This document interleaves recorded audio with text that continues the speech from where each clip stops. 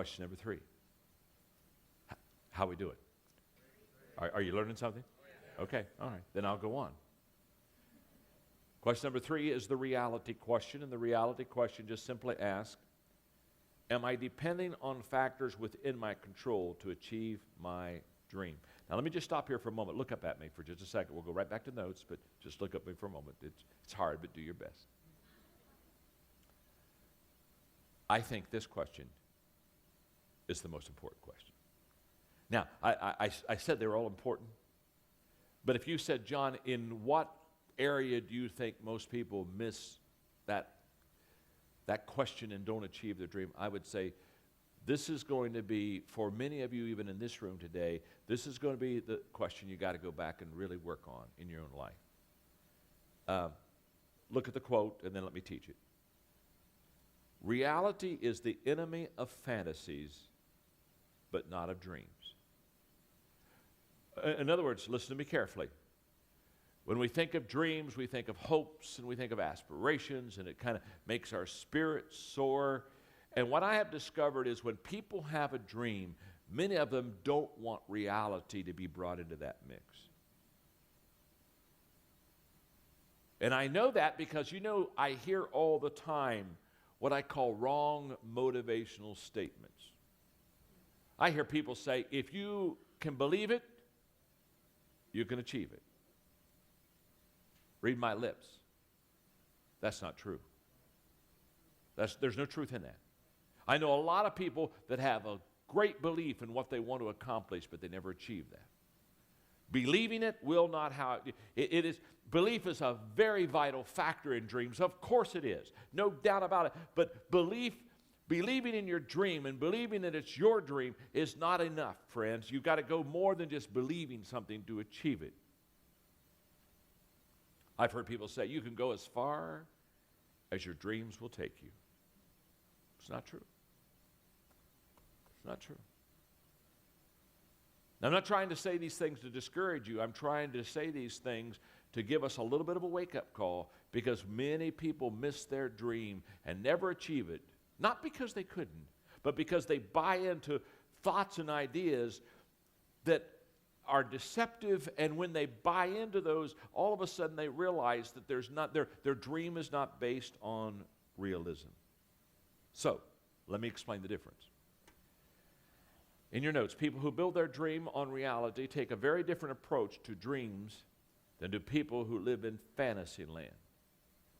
By the way, we're living a life. We're not in Disneyland. Okay? Disneyland's wonderful for children. It's kind of sad for adults. Okay? Take a look at how differently they approach achieving a dream. Fantasizers rely on luck. Dream builders rely on discipline. Fantasizers focus on the destination. Dream builders focus on the journey. Fantasizers cultivate unhealthy expectations. Dream builders cultivate healthy discontent. Fantasizers minimize the value of work, where dream builders maximize the work they do. Fantasizers look for excuses. Dream builders lead to action. By the way, let me just stop here for a moment. I'll go right back to the list in a second. When you're making excuses for your dream and why you haven't, couldn't, shouldn't, didn't, whatever, you follow me? It's a surefire test that when you make excuses for your dream, you don't own it. One thing you'll find about people, going back to question number 1 on the ownership question, is my dream really my dream? One of the things you'll find about people who really own their question and really own their dream is they just don't make excuses for it. Let's go back. Fantasizers create inertia, where dream builders generate momentum. Fantasizers breed isolation. They kind of go off with their own fantasy. Dream builders promote teamwork. Fantasizers wait, and dream builders initiate. Fantasizers avoid personal risk. Dream builders embrace risk as necessary. Here we go. Fantasizers make others responsible, and dream builders make themselves responsible. Columnist Ann Landers wrote, "Rose-colored glasses are never made in bifocals. Nobody wants to read the small print in dreams." Hello. What is the fine print when it comes to your dream? The fine print is reality. If you want to achieve your dream, you need to read the proverbial fine print. And when you do, here are a few things that you will find. Boy, this is true. The journey will take longer than you hoped. Hello. The obstacles will be more numerous than you believed. The disappointments will be greater than you expected. The lows will be lower than you imagined. And the price will be higher than you anticipated. Is that not true? Sam Levinson talked about his folks coming to America as immigrants. And they were under the spell, as a lot of immigrants who come to America, of the American legend that the streets are paved with gold. So when they came from Europe, here's what he said. When they came to America, he said, when Papa got here, he found out three things. One, the streets were not paved with gold. Two, the streets were not paved at all. And three, he was supposed to do the paving.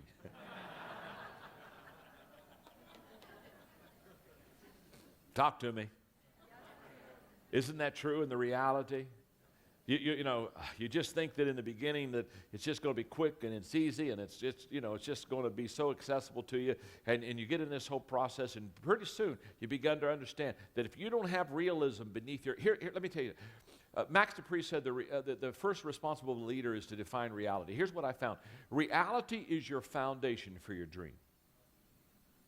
And if you don't have reality as your foundation, I promise you your dream will be soft and you won't be able to build off of it. Okay, let's go to your notes. The more unrealistic your dream, oh, this is so important. The more you will be tempted to depend upon things you cannot control to make it become a reality. I'm going to read it one more time. The more unrealistic your dream, the more you'll be tempted to depend upon things you cannot control to make it become a reality. That is very true. If you're not realistic about your own assessment of who you are and why you're doing this and have that realism as a base, you will begin to depend a lot on luck and hope, and maybe this will happen and hopefully this can happen, and you'll begin to have that kind of a mindset. It's kind of like the gal who was, I told you, my piano lesson, she was a pianist, and she was kind of like me. She wasn't very good, but the great Paderewski, she was in a wealthy family, was at their home one day, and so she convinced him that he ought to sit and listen to her play the piano, and so he listened to her for a couple of, what Paderewski would say, a couple god-awful minutes. And when she finished, she proudly turned to Paderewski, and she said, what do you think I should do now? And he said, get married. Yeah. Hey, it's not in the cards. Nobody's home. The doorbell's ringing, but nobody's answering. Okay, how do we do this? How do we get realism into our dream? What do we have to do to think so clearly that we have a foundation we can build it off of?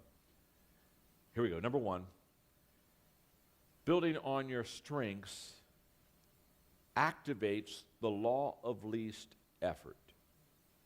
What I'm going to tell you now is that your dream has to be based upon your strengths. In other words, you have to have some natural giftedness. You have to have some innate ability and be in an area, your dream, that taps that. And when this phrase, in fact, the first time I ever heard the phrase, the law of least effort, I kind of recoiled from it. I didn't like it because I thought somebody's trying to be lazy. And that isn't what the law of least effort is. The law of least effort is, haven't you done something that you're naturally gifted at and you were somebody that wasn't naturally gifted at it? Okay, are you with me? And for you, you could just do it so much easier. And you look at them and they struggled. Hello. Now, that's the law of least effort. When you're in your strengths, it doesn't mean you aren't going to have to put maximum effort, but what it does mean is just easier to do it because it's who you are than for somebody, it's not who they are. That's the law of least. And when you begin to focus on your strength, what you begin to understand is that, yes, you've got to learn. Yes, you've got to grow. Yes, you've got to put forth maximum effort. But you can, with just so little, do so much more than a person who does so much that has so little. I think this explains it best in your notes. Skip the first couple paragraphs. Entertainer Pearl Bailey asserted, there are two kinds of talent, man-made talent and God-given talent. With man-made talent, you have to work very hard. With God-given talent, you just touch it up once in a while.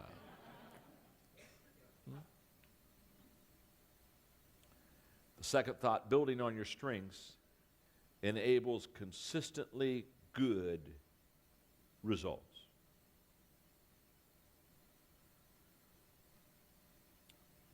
Building on your strengths enables consistently good results. Maximum effort and maximum strength equal maximum return. When you put forth your best effort in your best area, you're going to get your highest return. Classic example, I only need to say this and every one of you will understand it. Michael Jordan, who is the greatest basketball player to ever play basketball. Unquestionably, all-time number one. Remember when he was at the height of his career, he decided he wanted to try pro baseball? Remember this? Michael left. I mean, he was at the top. He left and he went down to, single A baseball somewhere, or double, some minor kind of a deal. And for a year and a half, he tried baseball. His batting average, I think, never hardly got above 200. And I mean, he wasn't going to make the majors. He wasn't hardly good enough to be on the minor league team. Now, why is Michael not doing so good in baseball? It's because his gifts are in basketball. The law of least effort works in basketball. He can put a lot less effort in basketball and be very good. He can put a whole bunch of effort in baseball and not be very good at all. He understood his strength zone. And one of the mistakes we make is we make a mistake because we're good at one thing, we can be good at all things. Because I do well over here, I can do well over there. That's not true at all. Because wellness and success a lot of times determines upon what our natural strengths are. Let's go to your notes. Because now we're going to put strengths with habits.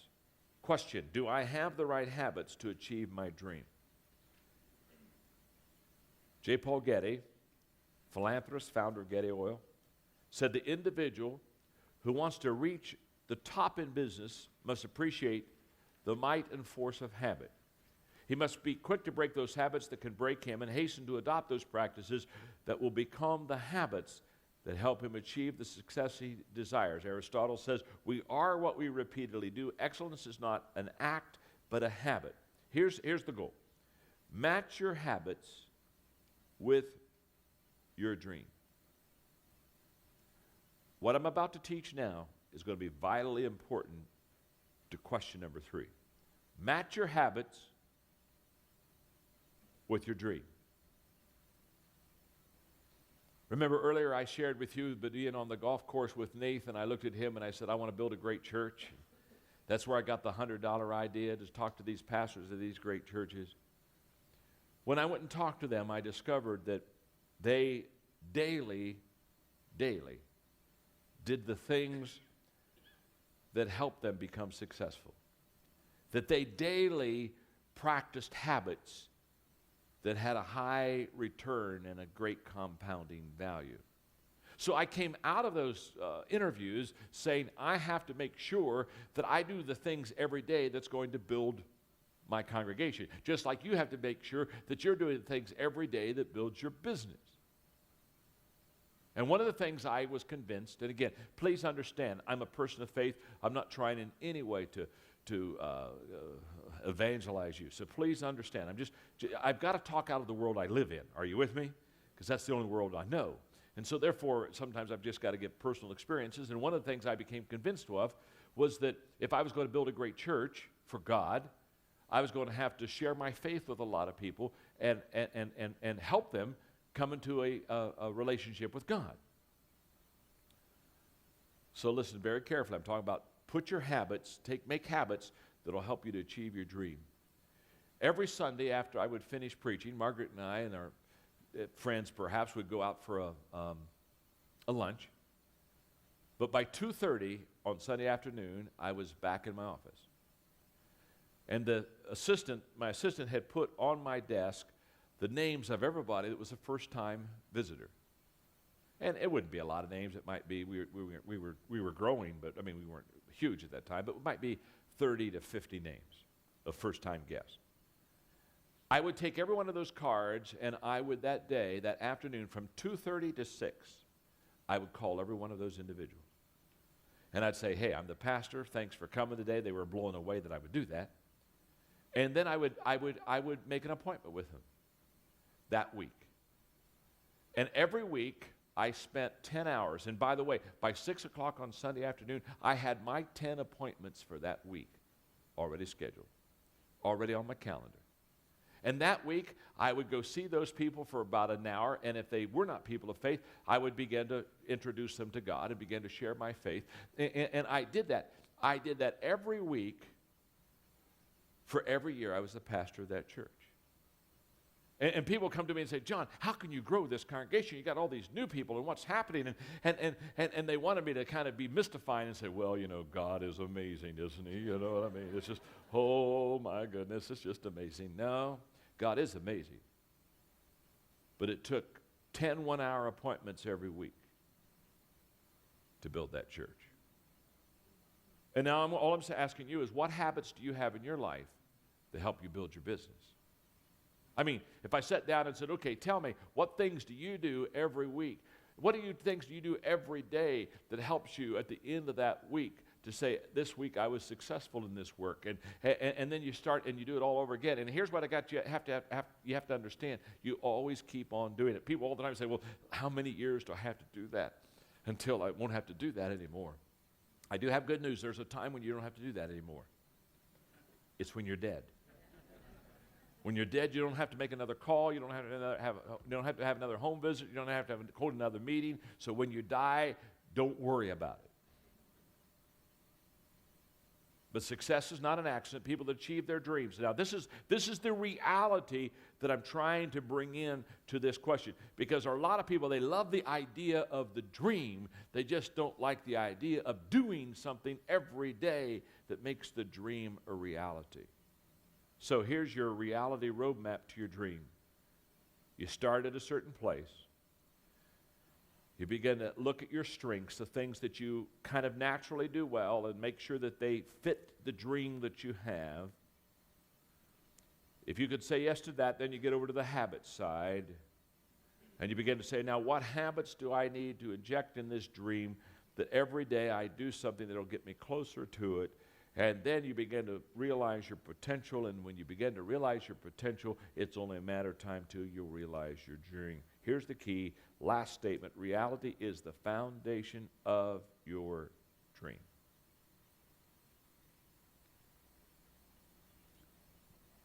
If I were leading a person and they wanted to be a success, the first thing that I would work on them is, what are you doing today that makes tomorrow what you want it to be? What are you doing today? Come on, don't tell me about your hoping. Don't talk to me about your thinking. What are you doing today? What are you doing today that makes your dream tomorrow a reality? And if your day's not filled today with the things that are going to make your dream a reality tomorrow, then I can promise you'll never have it, because you haven't passed the reality test, the reality question.